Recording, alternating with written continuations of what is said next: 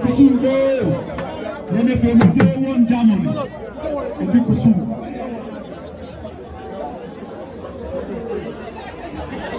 The final organize a ceremony as a fraternity be a use on the Peruvian. Kete ni mojide no tasente no ni mokodo mo shefa de we no da. Ya gbene efe nu odomo won wo ba woni aye so de keke efe joba. Obraye baby ni tete na ku e wo e oba ni odomo te no so no ba agbo jina mi oba na. Walata yoro yetebe.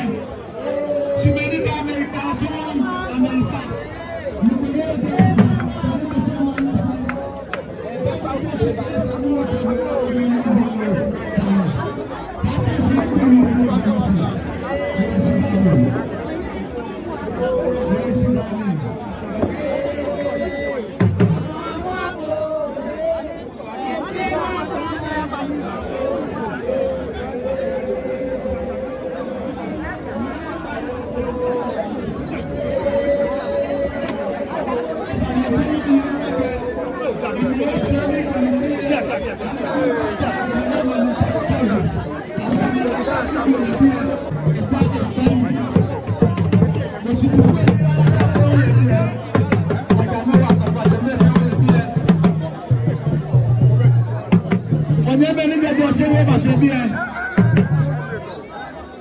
yes.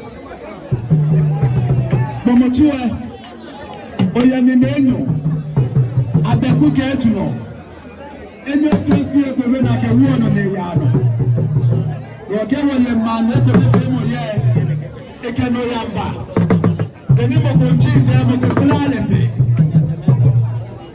e ko be femo be ni ke man no yaba ene me ha ro fie ko be wo na wo ya ke pope ke wo ya ko man se wo yo sha ke nyeme.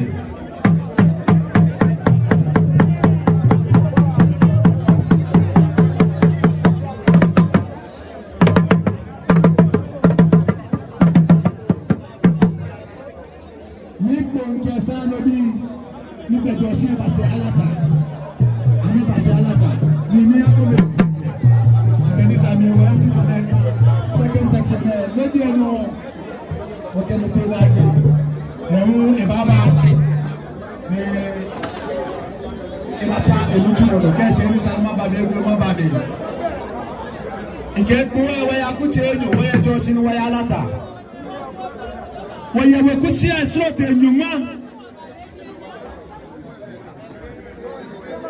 wekusia sote nyuma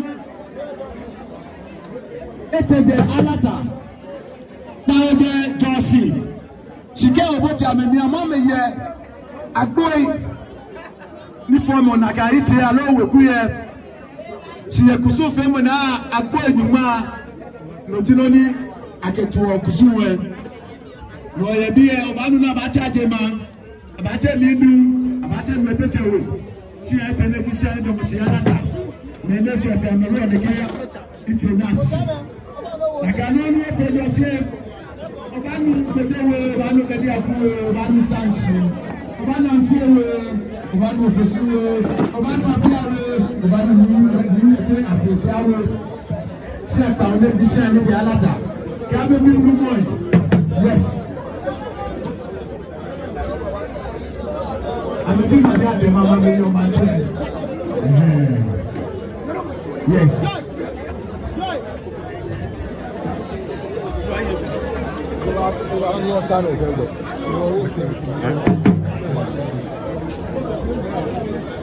Enjoy your work.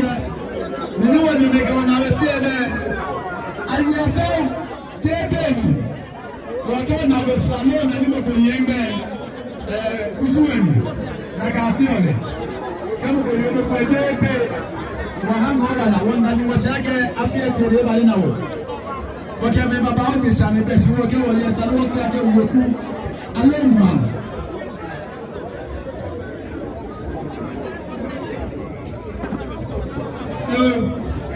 alata ayona yelo alo MC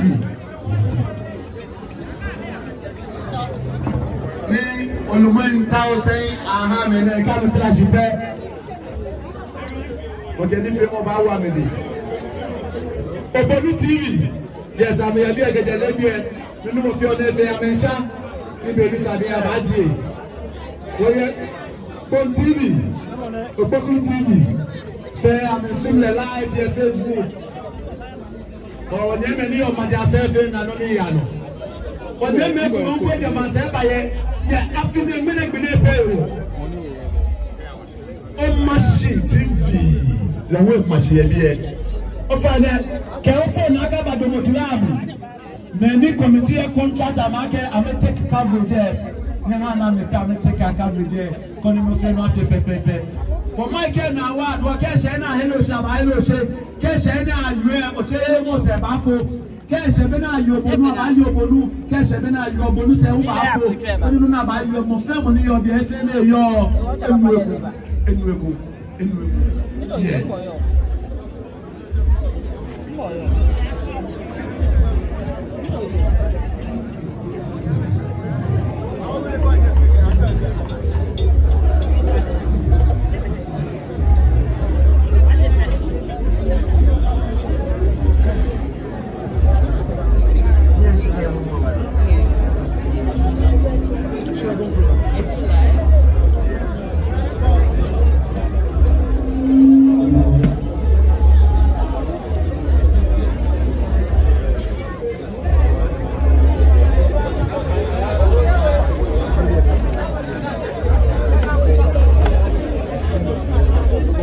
Yes.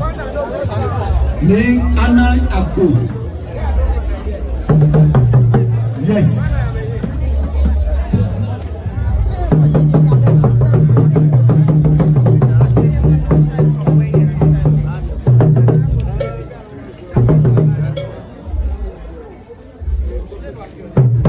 Yakusuna wana bero hamen.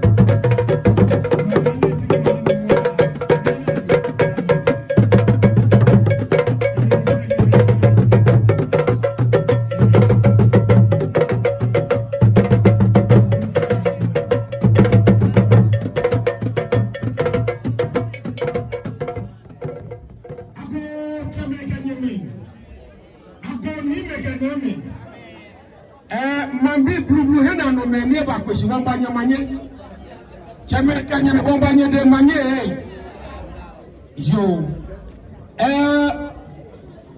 oklete gata na nyongo ke okle nyampo dromo na na afine nwe e ba ni na woko mi ni eni na woto ba wanda okle nyampo shi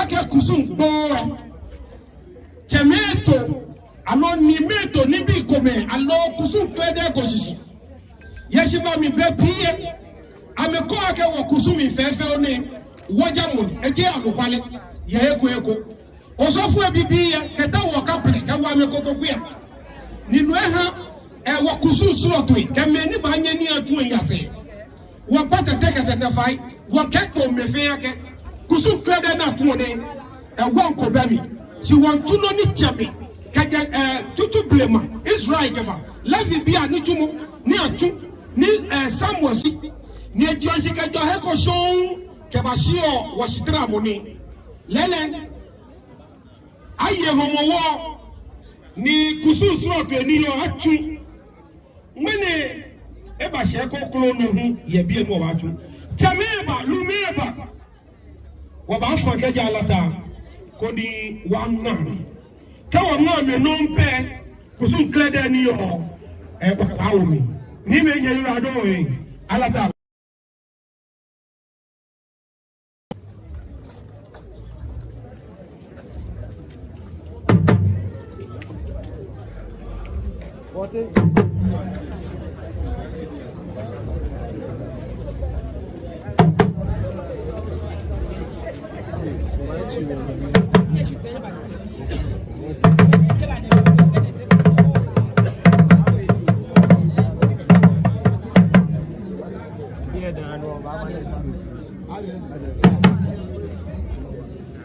Easy.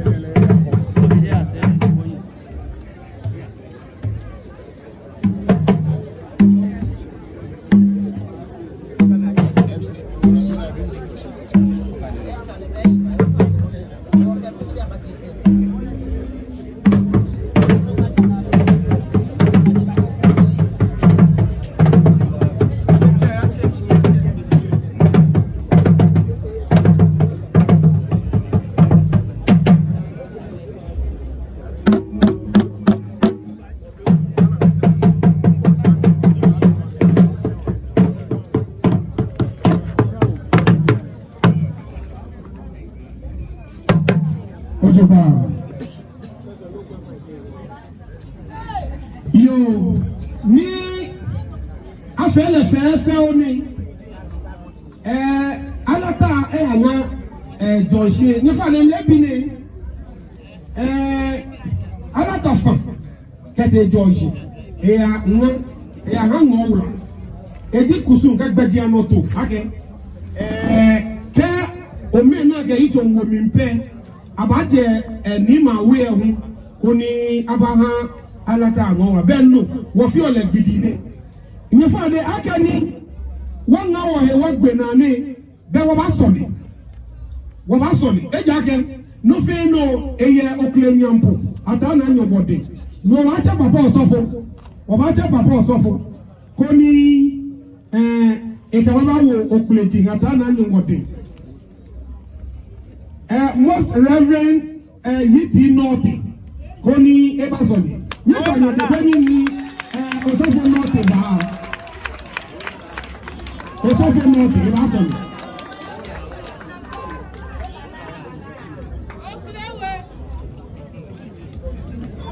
Agboro yẹ ṣùgbọ́n mi ní àwọn sí i.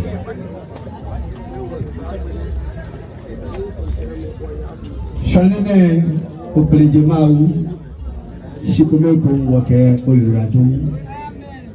Kẹjẹ nyi sẹ afi ọbabua wọ yìí nàdẹkẹ aka boma Joshi ke alaka alata jano bi ni Joshi ba hawa mawala pepe fio abi wala ke wala se chele ke hawo kon wo yishi ni me na fine abali na lele no ni wo bi obleje ma wo efe na kanke hawo ene wole ufiche wo ke owura don shi ko mebo o dromo ko mo bona le na keje nye ni abo ishifamu mene alata na Joshi begane Joshi e ba alata wamba ko ni wo ba chanwo wala hamono wambi bo ko ni Kristo wo Solomon wo solio yeneka ngawala na minji yake hawa wala ko ni etakeno hawa na woyi ni ofi wotamo bloku kumi Joshi kalata afi kumi Joshi kalata no nuwe wala no bodi munu na ye ko mane ni wonu aba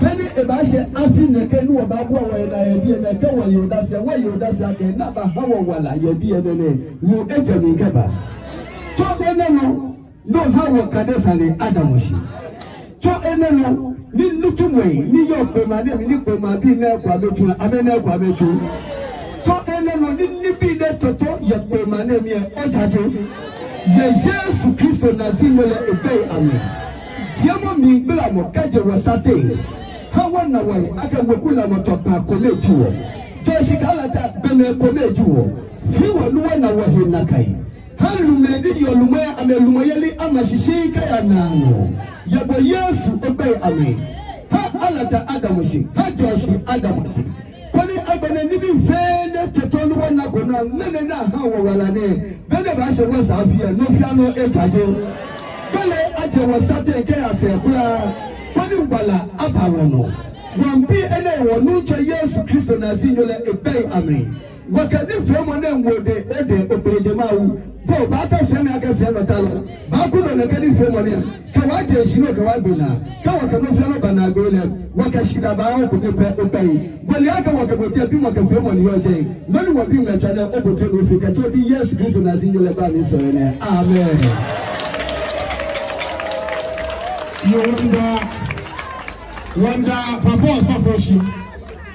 wanda papa osofoshi ni esole han woni yakusuna wo ba so ni etutu blema levi bi asolebo wo ba so le wo tutu blema levi bi asonoji wo ba ye pai ko ni wo ke ba imeji adenjomo ake ame dromo na ekunu yele fi oni se nkeye ni tete na ku ya ke won fite gbe ko mi nene me ko me ke mpai wo be iwe mo ye gami na cho mpai agbene wo ya alata enyo soro to enyo anago me cho alata ga anago be me cho shi bi alata no wo le iwe mo ko ni wo pe alata ke alata ide po alata agbene anago me alata wo ko ni wo jaje ebo ni nyefo de wo ba so le tutu ble ma levi bi aso de mo wo ba padà yi wo sue ni himeji abi opleji ata na ni ko de njobo ameke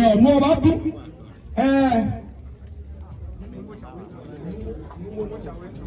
wo ba bi nu mo jawe ko ni e ba gbe se o nu mo jawe ko wo pe wo ni to mo ko ni anu mo jawe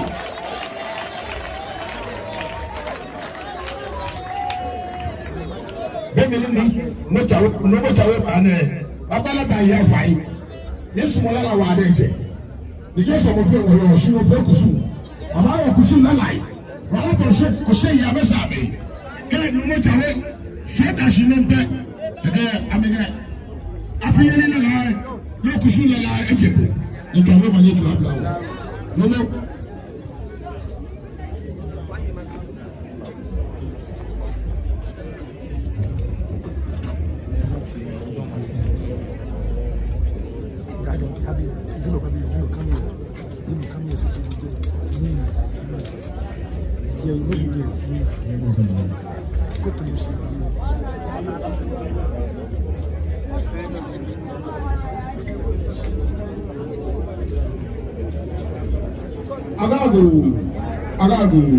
Agagu.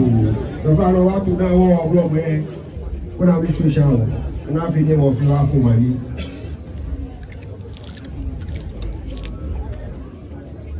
I go Jamaica, I can't go Jamaica. I can't go. What chow mania blow, chow mania blow. If someone's been call me, hey, Boloma wo, what Boloma wo, what Boloma wo, but no problem. Kashipong, Kamidifia, Babo, Chong, Menebish, Nimasho, Namasho, ni. Akadabo than what you know how to maba, one Shulimaba, one Yeliaba, one Walasekelaba, or to make them more by. Bana feri Joshikala Tanya Chabuana, you know Yabatum. Waka go, Kadima, what you find a blue watch on the Katalana, Katubutu Aplau, Katubutu Aplau, but Beshula. Now, Alama could be a Kono Valley in the boy. Look, I want to watch on you and the big out in the Fia watch on it. What on you now? And sign your fair watch on it. Hey! Yano.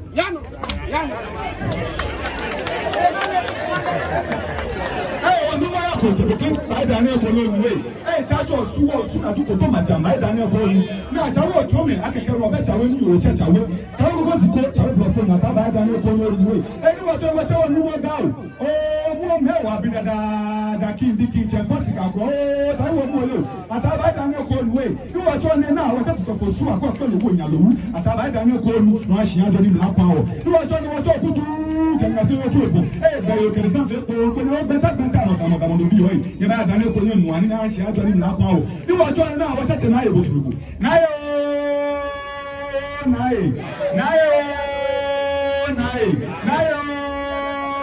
Hey, now I feel na be what can be best. One that can be any to a console. Since I don't have a problem, I'm moving now.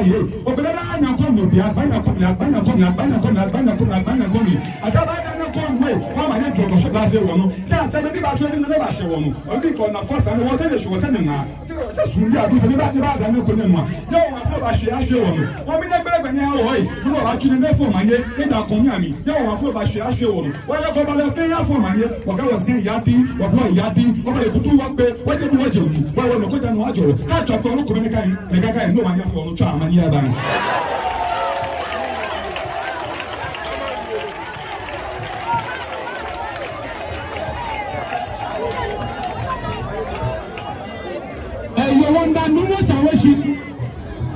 Wanda numo chaweshi.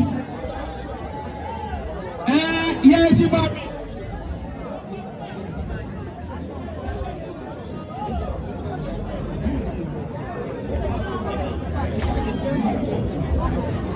yes, mami.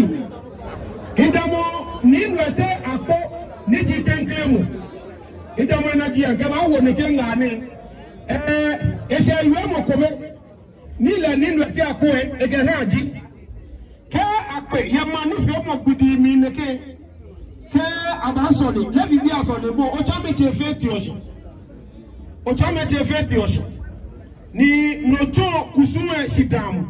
Mena meye bano nwole ninwete apo tuntun. Ege nwo ti ame fu atu eno. Befe be na akpe na cho ani gbidi ye. O cha meje fu atu ni ofe abewole amelo nye ado e. Agbe ni nwe nyeme mo fe mo ni iwe twashi nyofa ne be na kai bo fe pe kasi trabo ni wuro mo yemi atwashi wuro me akusun kleda jisitwa ni no be ebe no twashi ke wuro mo takpe kumi ni owo ta won si oda cha me nyeme o bo fai mo ye bi o ka twashi ya wuro be wo tia ni radon yo bo ta kusun eno yo o chama o radon kanika semo ya mo ne bo ka se ni tí wọ́n gbé gbóná wọn kẹsẹ́ ní bá agbókè bíi náà ẹ̀yìn yẹn bá gbóná nǹkan ní sọmọ lára ni wọ́n fẹ́ kùsù wọ́n yí ọmọ wọ́n ṣé yìí wọ́n bá mi fa ẹ̀yà mi ẹ̀bí ẹ̀ ní ẹ̀ amẹ́wọ́sẹ̀ bí àmì ẹ̀wọ̀ amẹ́wọ́sẹ̀ bí àmì ẹ̀wọ̀.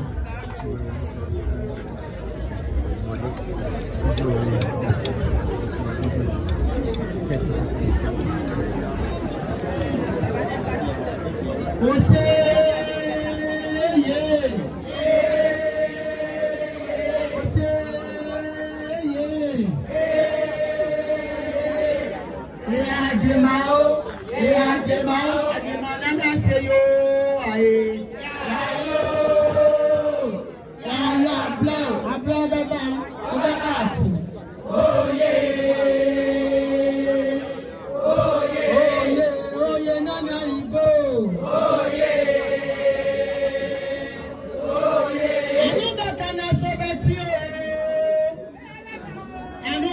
na so betu ayo twendi apona mi anu beka na so betu anu beka na so betu ayo twendi apona mi anu beka na so betu twendi apona mi anu beka na so betinde anu beka na so betu yo kusi dompe anu beka na so beti anu beka na so betu Anobaka na sobati, anobaka na sobati aye. Anobaka na sobati, anobaka na sobati aye. Uche salompe. Anobaka na sobati aye. Ose ye. Ose ye.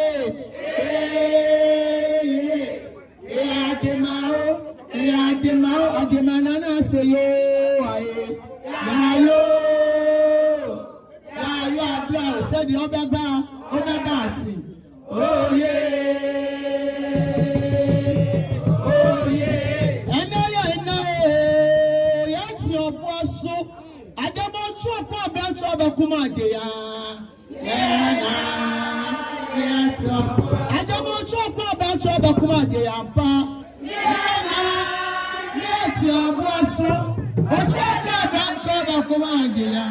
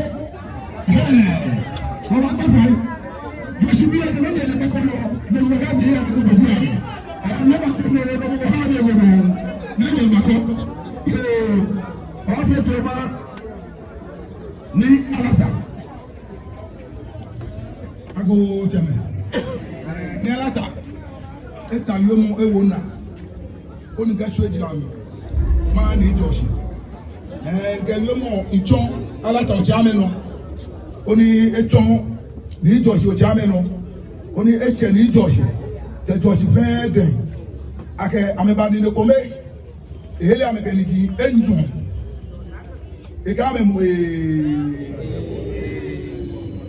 noni fata ide ake e ga na ese ni Joshi de ake ble mapa anu acha ese afi ni won ya fi wole ake Joshi ka la ta fi ko me na me ya fi e na fi e eyemu ni wole bi e ni alata ka la ta fe fakete Joshi ama ni na Joshi aga me atokusu fe ikasha ke gbeke ani ni Joshi wa ba de ke alata abatu gbe ni afi aye beno o ba trash won pa me won be sipa e ka ja me ba be jana to na to fe ba fe fro lele akari ni won so akari bi aye mu ami ba le fe o ami ba le ifa le ami ba le baba o do ni alata e ke emi e senye do ba be e ko ni ke ba ne o be nyenye yo ne to le wa nya ni alata ne to le ba akari ni taro je yo e wo sele fuani akaza ni hona ga meda mo si ne to le wa nya be eji o chairman dala da you egwe from after shina me nure ne to le wa nya be eni mo se le ba nya mu bo lo e to wa cha no ni ra do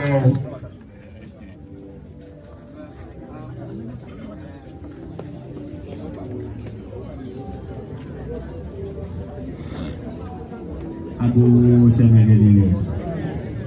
Video shoot Yame Day. My only issue video shoot is not the Bolivia Alasa.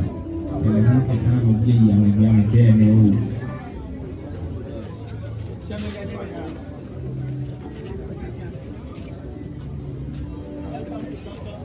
Yeiradon.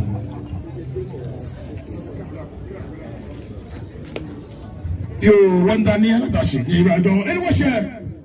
Just see how many lose him or what ain't it? We're done in the back door. Like one of them, I like me. They are buying a share now. When you can miss Sumala, Mother is here. Jay book. I gave you the jet print down. She, when you have to, you want to have him. Well, that's the way. Then I am go.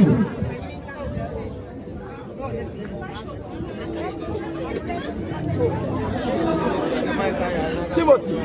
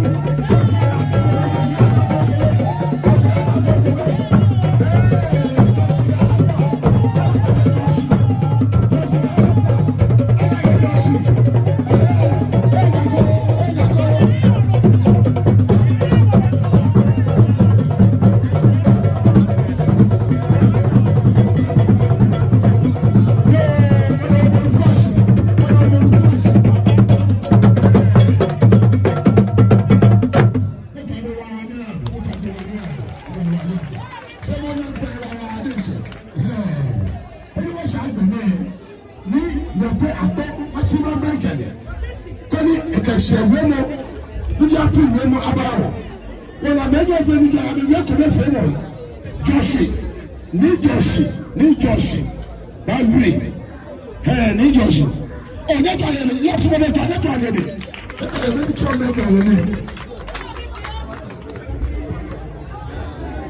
ona wo mi si yo fa mo ja wa ko aga gba ma wa ko abo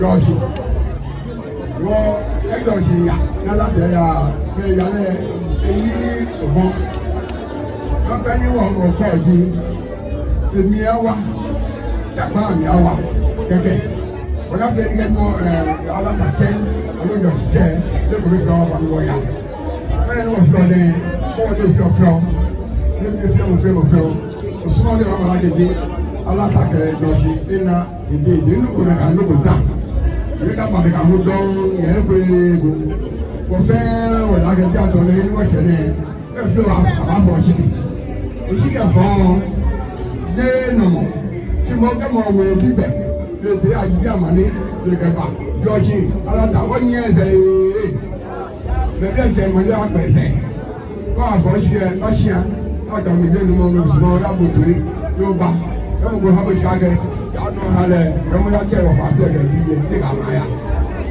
ni ba ye fai ko ni na ga ko me ju wo o ti ko wa ga na no ti ma so wa ka ba te na sha ri ba na ka yo ma ya da o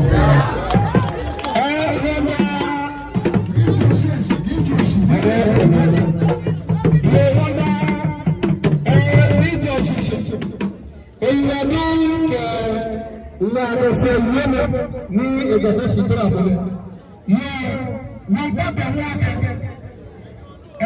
wo kusu ne fa se mle to be pate ni eye ni ebe ni na ye be pate be dono ni me wo ba ke no ko be do fe mo be do ma ko de adawo so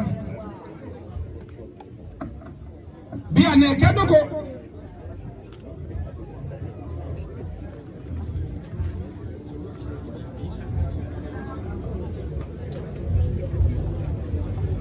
yo chame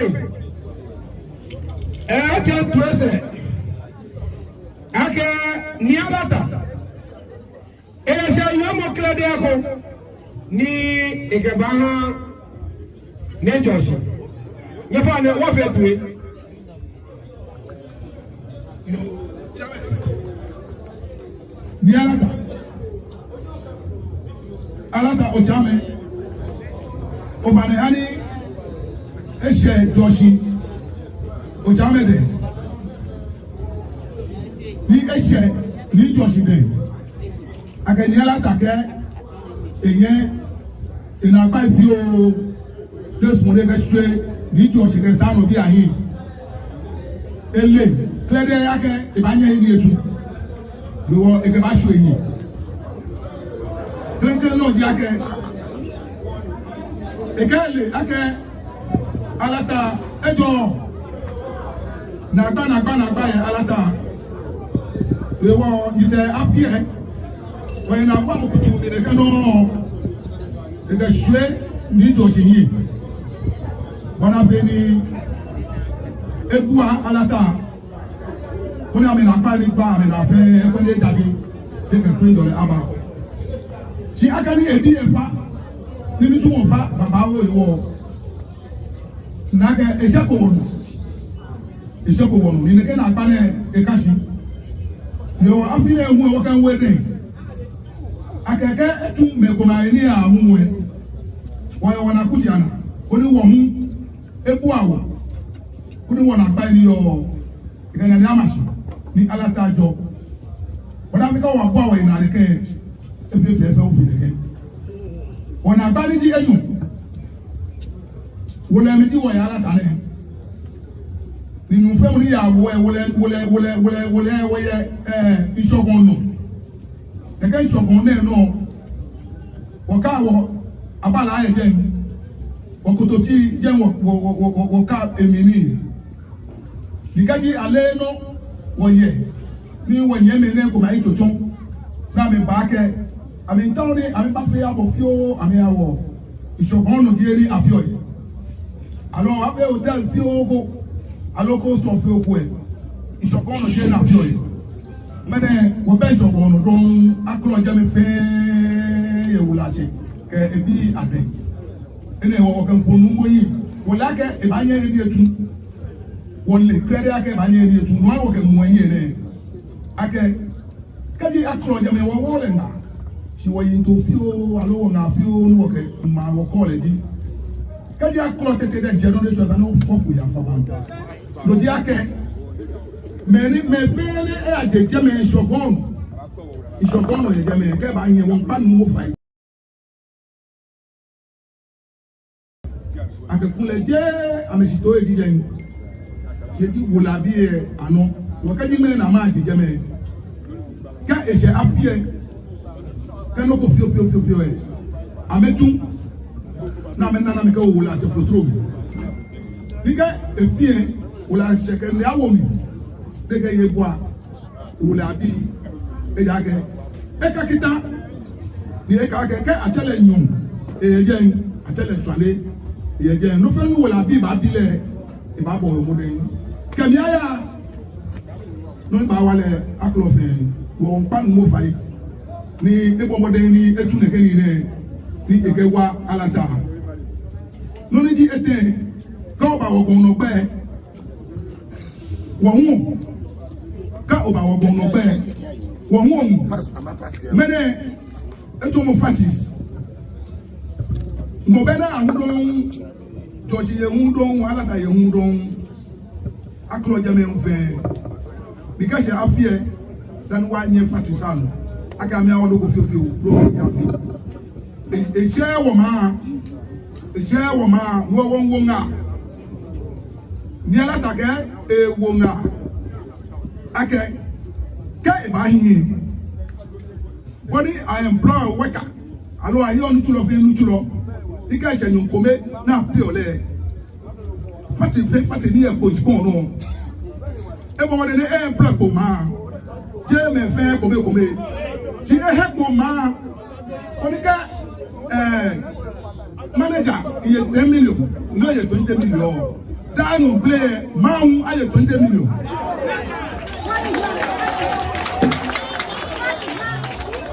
da no play ma aye 20 million no wakati maye 20 million davi maye 20 da nyungo benya maye 20 million pete kome kawobu ka sia fie 20 million ka sia fie kwa kusika bona efio wanyi amenwa ka me awosika no ka ya fio da ka 10 million ko nche e ya 1.2 billion lo ka 20 million mo yo e ya 2.4 billion pete kome lo ka wa ye pete numre nyo ye kwa sika wo hana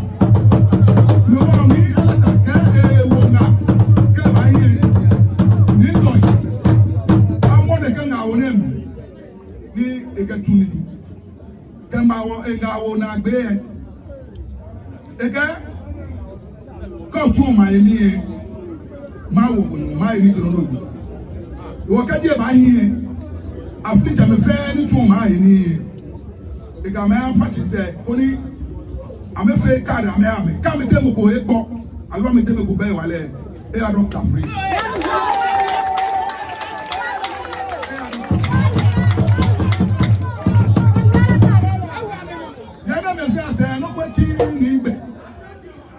akeke esebe ni sani eshafi na ba ya fie wole fie no ke ya fie e ka fi e da ke ko tu ni obrofo ni tu mo ye ke eshafi a bo bonus a bo sika ko ka ya fie o ka je eshafi le ke bia mi e api opo ma wọ́n lè wọ́n ayẹ ẹgbẹ́ náà hàn lẹ̀ pọ́n wọ́n ní yẹ ẹgbẹ́ náà ní túmọ̀ náà túmọ̀ náà kẹ̀ yà fi ẹ̀ ẹ̀já ẹ̀ ní túmọ̀ nù ní alátakẹ́ ìgbẹ́jọ́ mọ̀ fi ọ́ náà hàn ní débọ̀ ní tu ẹni yà wọ́.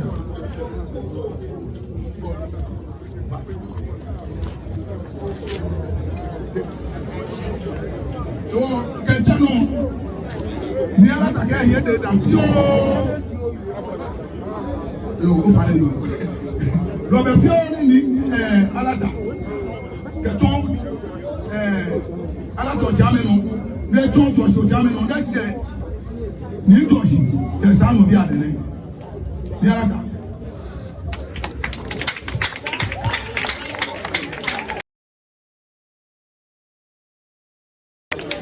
Bọ̀ní sán ní alata ilé díẹ̀ kẹ́ ẹ̀ ní. Ago sọmọ ẹgbẹ́ yẹn mẹ́rin yẹn ló bẹ ní alata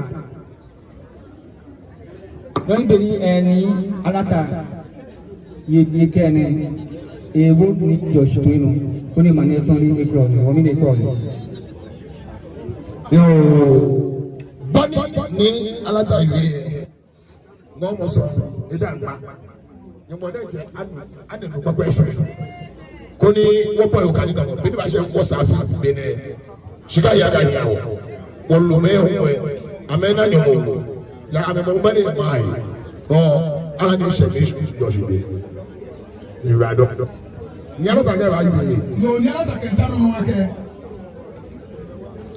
ní alata kẹ́ ẹ̀yẹ ẹ̀dẹ̀dà kálọ̀ nkòmé kẹ́ káfí kásẹ̀ bridge tó ẹ̀yù lẹ́ka yẹn ní ìjọsìn kẹsàn-án ló bí a fi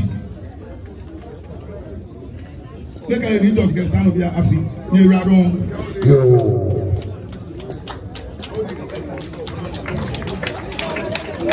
Nípa de wa ní àmì nípa ẹgbẹ́ bẹ́ẹ̀ma tó tọ́ fẹ́ bẹ́ẹ̀ma tó tọ́ jẹ́ fẹ́ lè yẹ mi lẹ̀.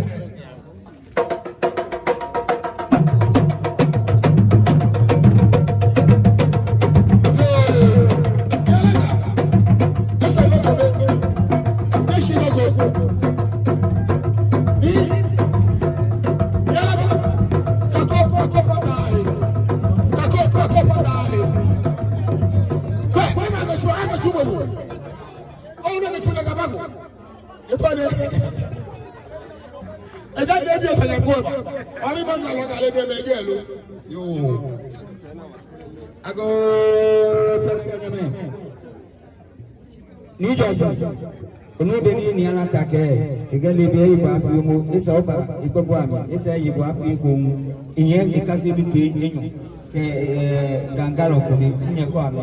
Ọ̀gá àmì ìbàdàn wọ̀.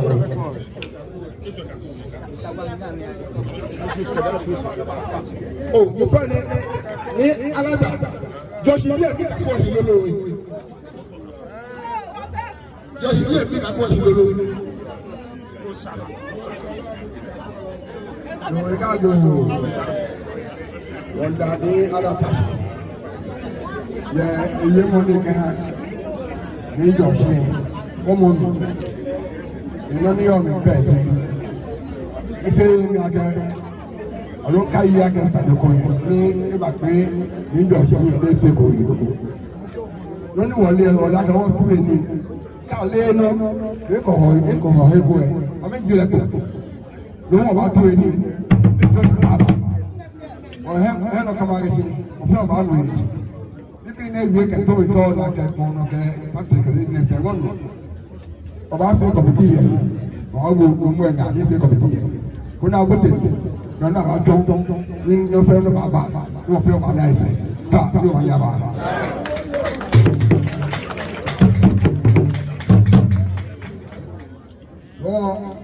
Ojame olóṣè alátọ ojame ní agẹ afúlájẹ ní ọba náà mi fọwọ́ dání wọn sani wọn fẹ́ ní wọn kótókó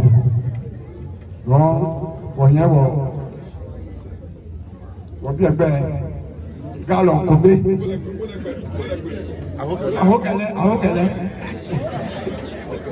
gálọ nkóbe agbẹnubọ fótó tọ ẹyọ kó ní àmà mi kẹ́kọ̀ọ́ sá àbàfẹ́ kó ní ẹyẹ ọmọ yẹn ń bá yẹ mẹ ń bá yẹ nàámu amú gbogbo àtàwọn yaba.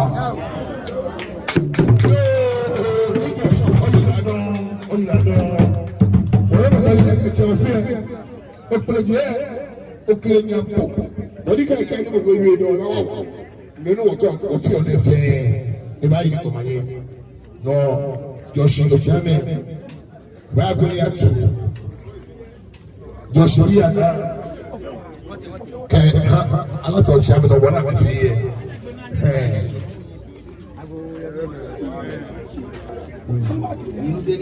ni Joshua nani la don akeli ko question ye le ko law ye da fiu ke dangalo ko mele gali la ni en kwani awokele nani agala ye ho ke platform ana nyo kuna mege ha ni alata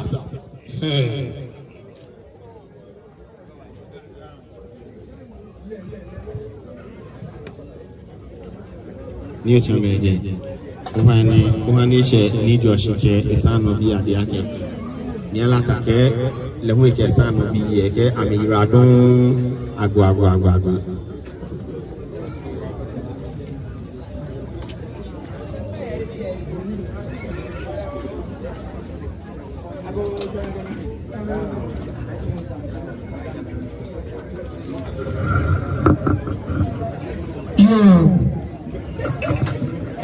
Woba dashi kewo dashi non pe abasoli Muslim player abafe Muslim somo awo wo ka gbe ni bi fe mo fe ni no woba dashi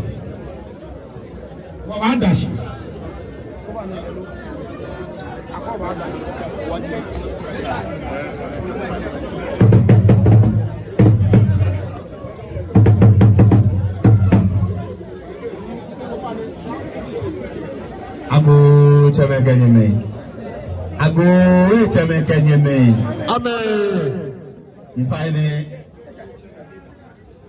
indamo ni alata ke esano biye fe anajian ni wonke ni Joshi ke esano bi man blo wonke mo fe mo ake mene shone nye ba nye ke nye nani ibawo alata kusuni ofe mo afi fe o onu wo ko ji ake ke wo jichele ni wo nu wo be kukuchi oko e ni alata ke sano bi ke ni fenye iradun ni mo ajo yin yo ni alata o iradun tani o ba je alaje oku eni ke Allah ba yue o pa ifa wa ra fi to akomenyo o wo abo ake eto ni bemme ni wo ba no wo drago no wo follow ke wo jage ka o ke wani e wani ba jibo wotem moko ko ka susu age e ache ye ne free no na fi o le wo sa fi na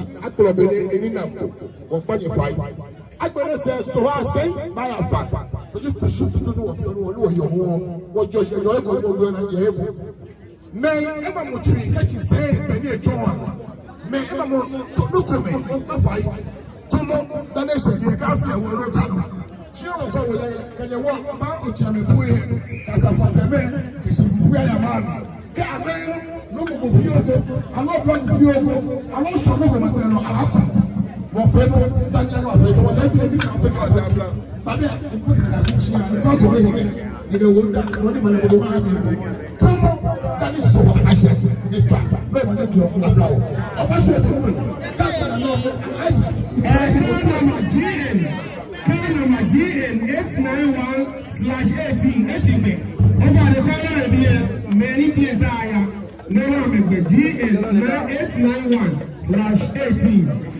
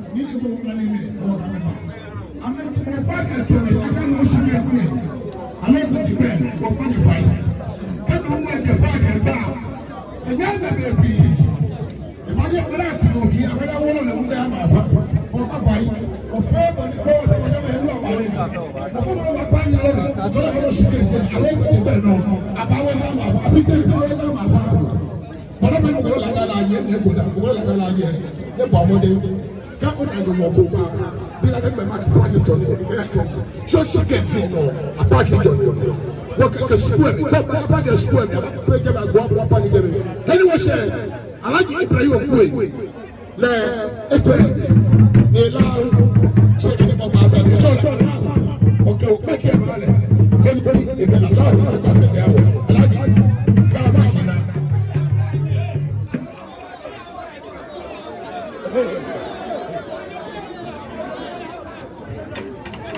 The finance man, they got to get to school.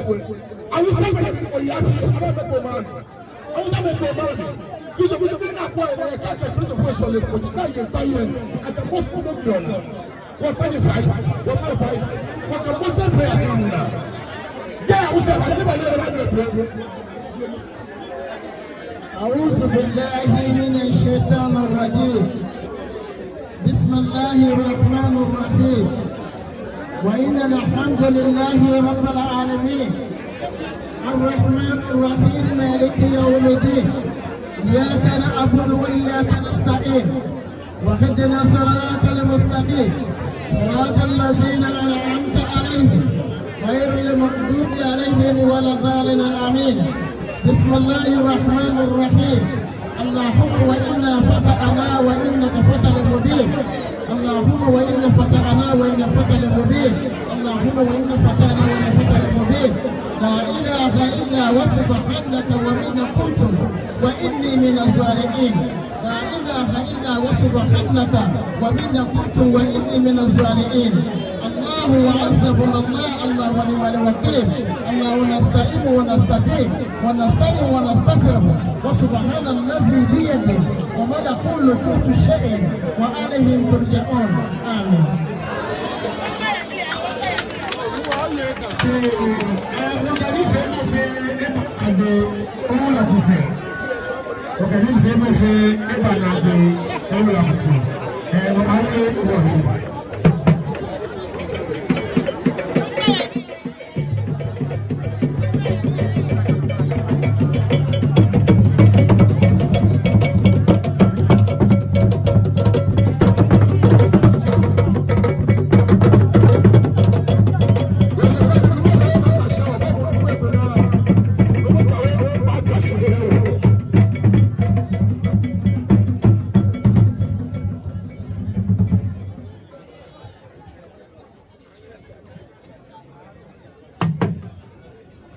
Ago cheme kenyeme wakago cheme kenyeme wakago wata cha umanya blao cha umanya blao je wa fe ogbe ko me na ni alata ke da ni Joshi ke da ni alata wa ke wo manye wo shebla ke hamu femu kaji wo ya wo yo bi afin wa shibe wa bote wo shami ankro wa bote wo sami ni wa nu ake wo ya dokoko we be po pokli adagive batoni gbawe ke da ma bi efen shiye wata ni aba ma bi mi de so wo no mo oluado oda